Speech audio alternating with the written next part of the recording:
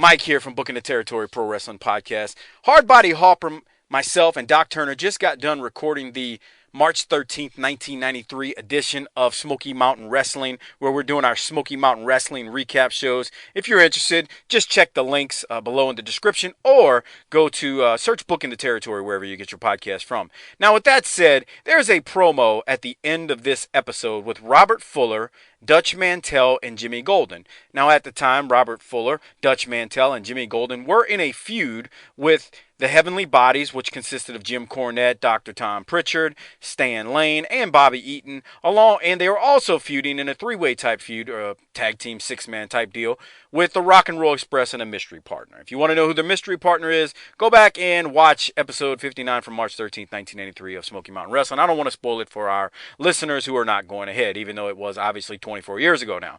That said, there's a promo at the end.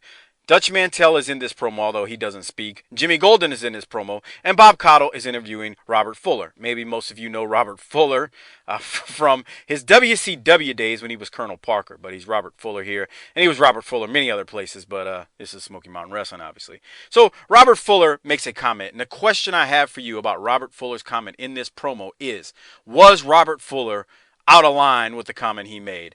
I'm not here to judge you, whether you think he was out of line or not, whether you think he was right or wrong.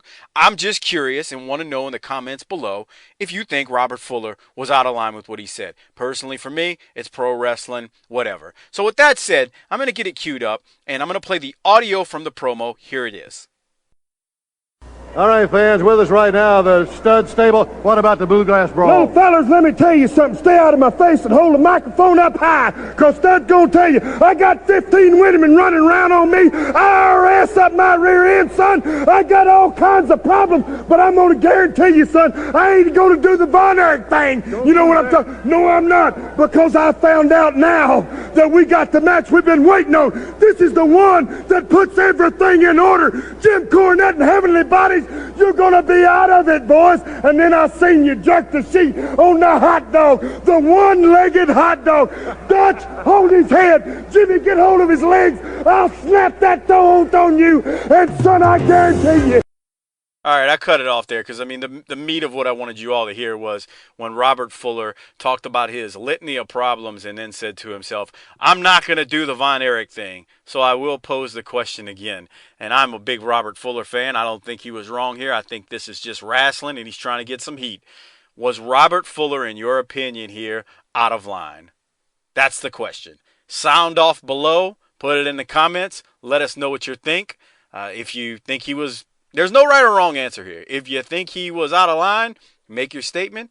If you don't, make your statement as well. The other thing is, I do recall Paige mentioning something to Charlotte a while back on WWE TV. Maybe it was in 2000. I think it was in 2016. Charlotte's brother. I remember there being a lot of blowback when Paige made that comment, so that's why I bring that up. That said, thank you for checking out this episode. If you would like more Booking the Territory content, subscribe to the channel. Also, search Booking the Territory wherever you get your podcast from and take us with you 2 days a week as we cover the NWA in the 80s and Smoky Mountain Wrestling in the 90s. We'd appreciate if you would check it out. That said, from Mike and Doc and Hardbody Hopper, who are not here, we'll catch you next time.